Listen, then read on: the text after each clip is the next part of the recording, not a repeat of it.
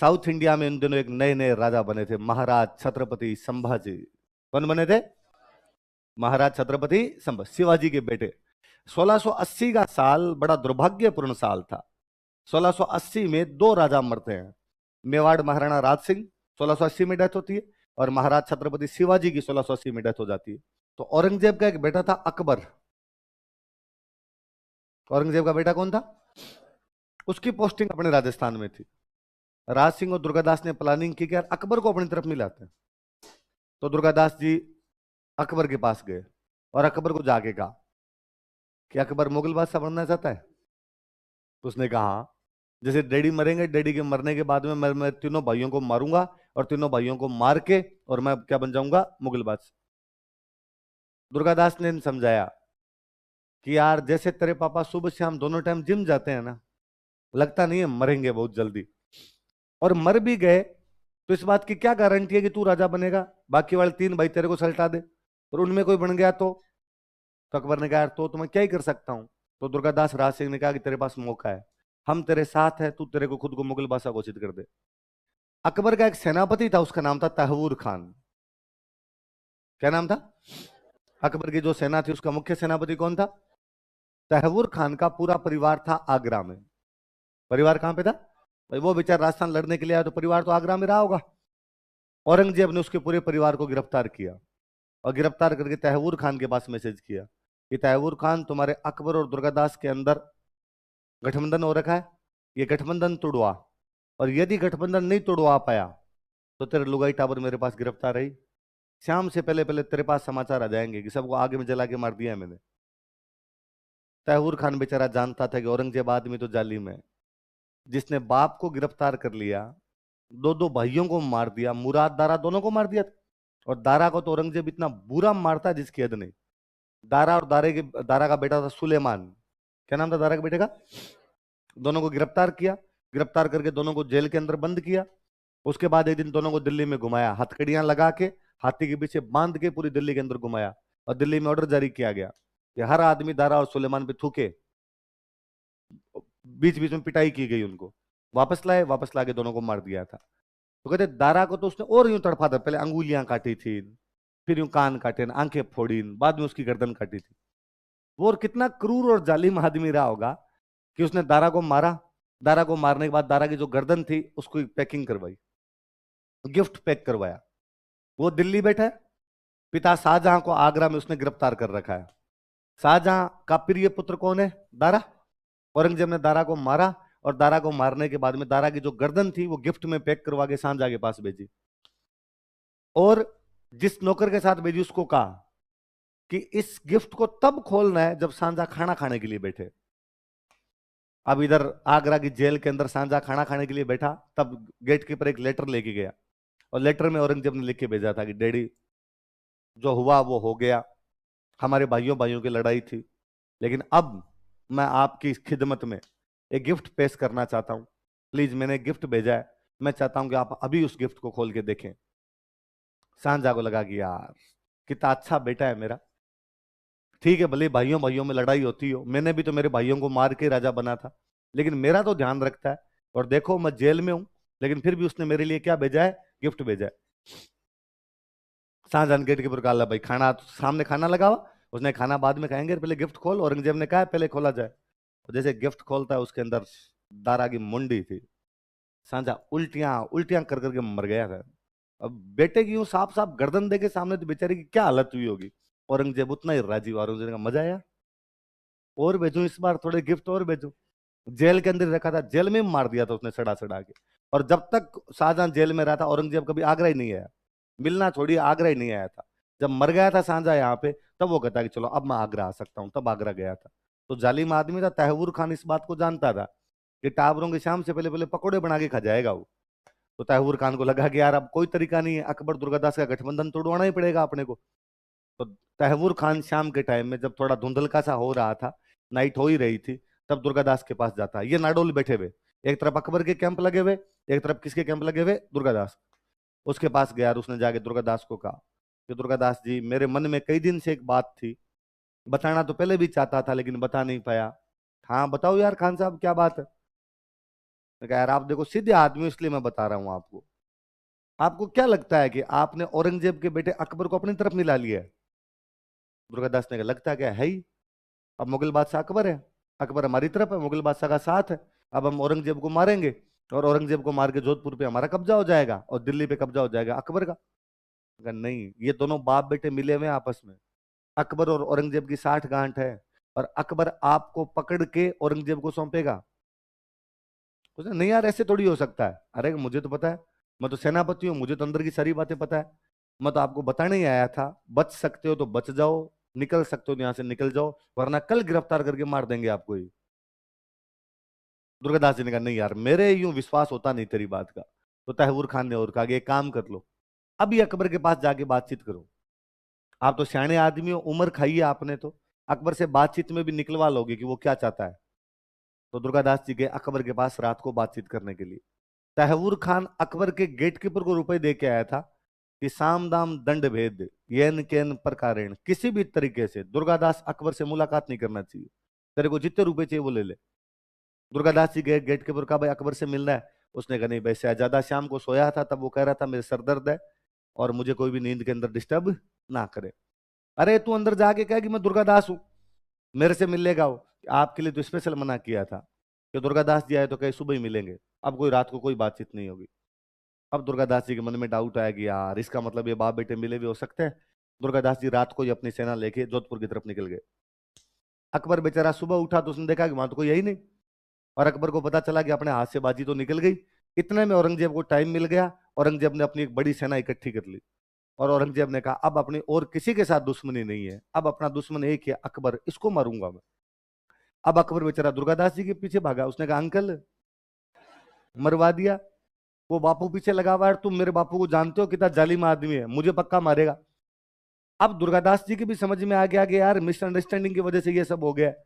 पर अब क्या किया जाए, अब पछताई हो जब चिड़िया चुग गई। अब तक औरंगजेब अपनी पावर के अंदर आ चुका था वापस। तो दुर्गादास जी ने कहा कि अकबर अब अपने को एक ही आदमी बचा सकता है। कौन? का कटप्पा। कौन बचा सकता है? साउथ इंडिया में इन दिनों एक नए नए राजा बने थे, महाराज छत्रपति संभाजी। कौन बने थे? महाराज छत्रपति संभाजी, शिवाजी के बेटे। 1680 का साल बड़ा दुर्भाग्यपूर्ण साल था। 1680 में दो राजा मरते हैं। मेवाड़ महाराणा राज सिंह 1680 में डेथ होती है, और महाराज छत्रपति शिवाजी की 1680 में डेथ हो जाती है। यहां राज सिंह के पास बन गया था जय सिंह, उधर शिवाजी के बाद कौन बन गया था? संभल। जय सिंह भी दुर्गादास के इनके साथ में, शुरू शुरू में राठौर सिसोदिया गठबंधन में शामिल था, बाद में अलग हुआ था, वो यहाँ साथ में। तो अकबर ने कहा मैं तो संभाजी को जानता ही नहीं। तो कहा वो तू मेरे पे छोड़ दे। तो उसने कहा मेरा परिवार यार, मेरे बच्चे मेरे साथ में। दुर्गादास ने कहा बच्चों की व्यवस्था मैं यहाँ करके जाता हूँ। बच्चों को मारवाड़ में छोड़ा। दुर्गादास अकबर को लेके यहाँ से कहाँ जाते हैं, किसके पास जाते हैं? संभाजी के पास में जाते हैं। अब अकबर के सॉरी औरंगजेब के तीन दुश्मन एक साथ थे। औरंगजेब का एक दुश्मन दुर्गादास, दूसरा दुश्मन उसका खुद का बेटा अकबर, और तीसरा दुश्मन कौन? औरंगजेब को लगा मरा दिया, अब ये तीनों एक साथ और हो गए। अब औरंगजेब जल्दी से जल्दी साउथ इंडिया जाना चाहता है। उसने कहा सबसे पहले तो अकबर को मारना है, बाद में इन दोनों को और देखना है क्या करना है क्या नहीं करना है। पर औरंगजेब को डर लगेगी यदि मैं साउथ इंडिया गया तो ये मेवाड़ मारवाड़ वाले पीछे पंगा कर देंगे यहाँ पे, क्योंकि मेवाड़ मारवाड़ वाले औरंगजेब के खिलाफ थे, दुर्गादास के खिलाफ बाकी वाले लोग साथ थे। तो उसको लगा यार मारवाड़ वालों से तो संधि हो नहीं सकती, क्योंकि मैं अजीत सिंह को राजा बनाऊंगा नहीं तब तक ये संधि करेंगे नहीं। तो उसने जय सिंह से बात की। उसने जय सिंह को कहा कि भाई जय सिंह, तेरी और मेरी तो कोई लड़ाई नहीं है यार, और तू हमसे संधि कर ले, और हम तेरे से जजिया नहीं लेंगे, उसके बदले में तू हमें केवल तीन चीज दे दे, पूर्व मंडल और बदनौर। क्या दे दे? और ये भी यार कागजों में दे दे, बाकी नहीं लेंगे, तू तेरी रख ले।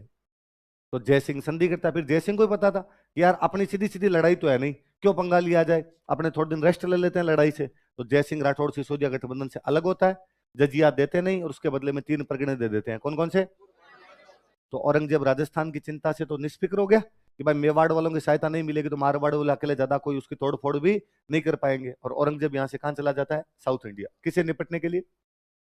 संभाजी, अकबर और औरंगजेब की जिंदगी की सबसे बड़ी गलती है साउथ इंडिया जाना। कि नेपोलियन ने अपनी जिंदगी में सबसे बड़ी गलती की थी कि उसने स्पेन पर आक्रमण कर दिया था।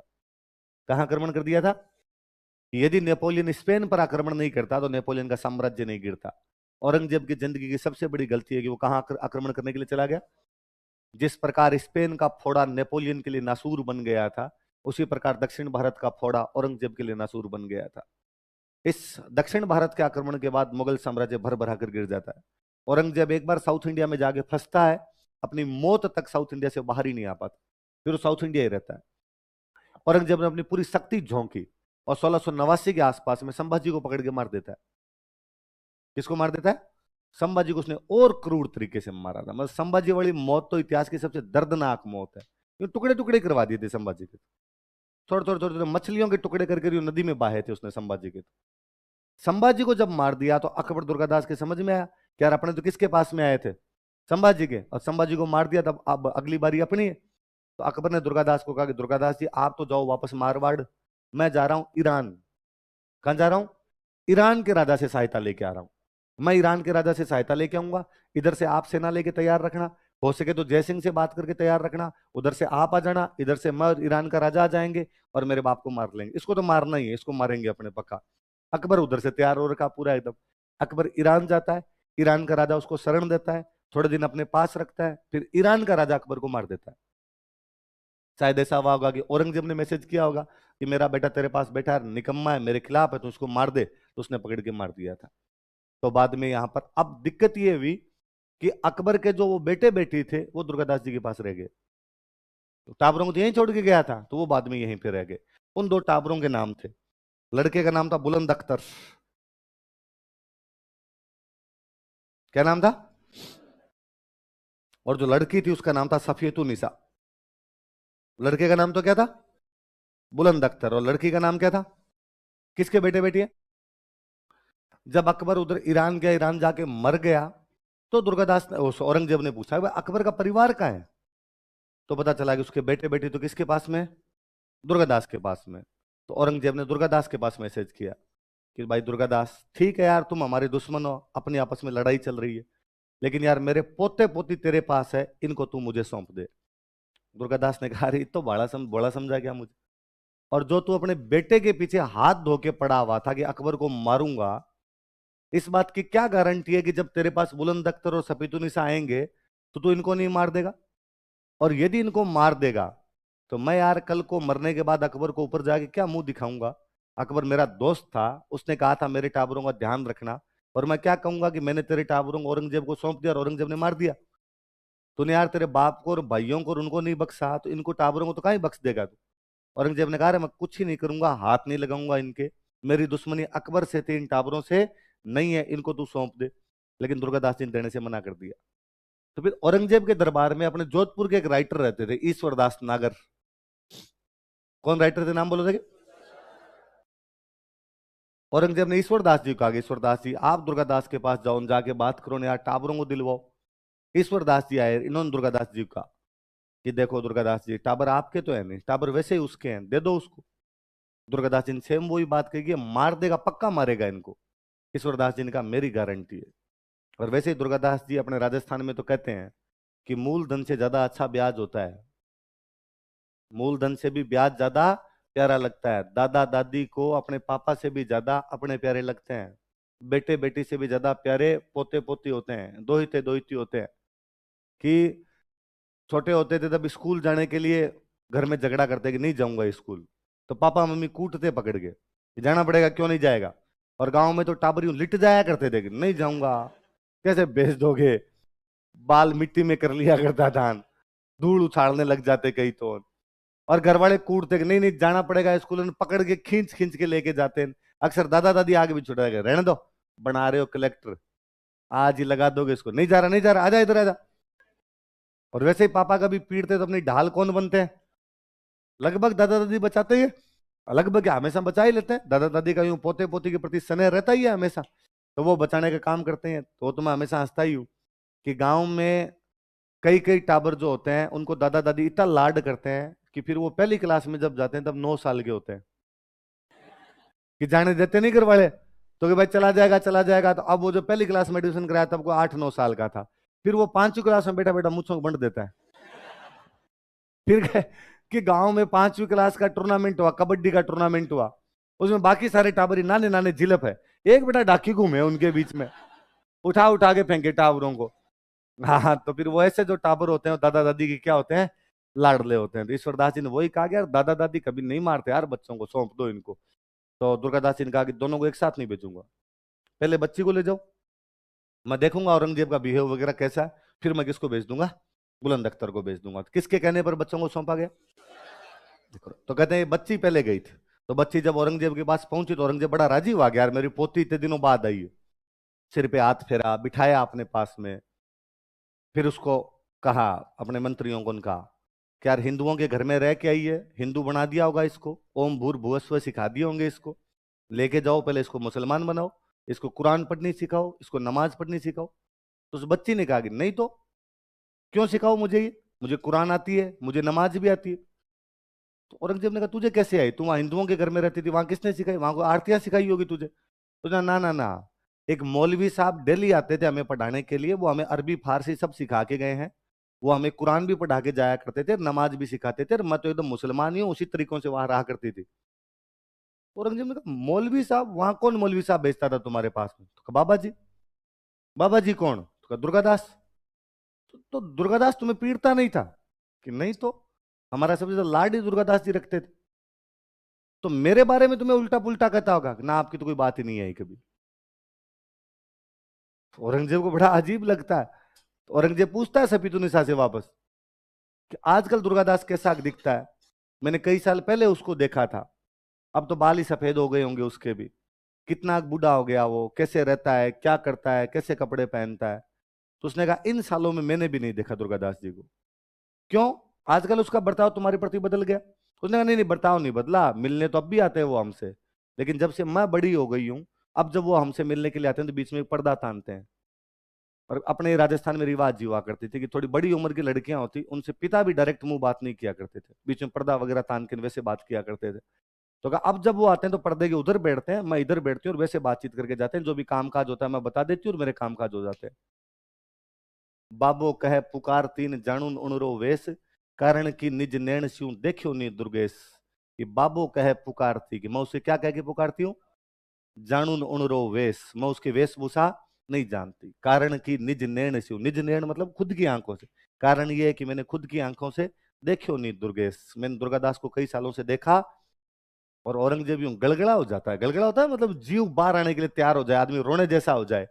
औरंगजेब को लगा कि यार दुश्मन होने के बावजूद दूसरे मजहब के बच्चों के साथ में इतना अच्छा बर्ताव, एक मैं कितना जालिम आदमी हूं, जो अपने बेटों को अपने भाइयों को मारने के लिए तैयार रहता हूं।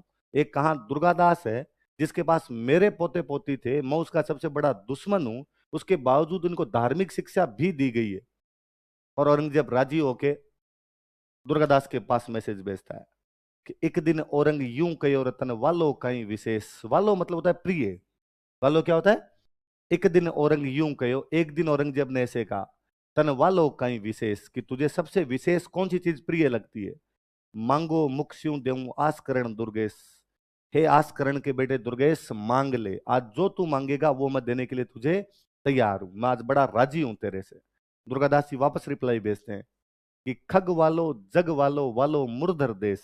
खग मतलब होती है तलवार, खग क्या होती है, खग वालो मतलब मुझे क्या अच्छी लगती है, तलवार। जग वालो मतलब ये संसार अच्छा लगता है, वालो मुरधर देश, और मुझे मरुधर का मारवाड़ का देश अच्छा लगता है। श्याम धर्म वालो सदा, श्याम धर्म होता है स्वामी भक्ति, मुझे मेरे स्वामी के प्रति भक्ति अच्छी लगती है।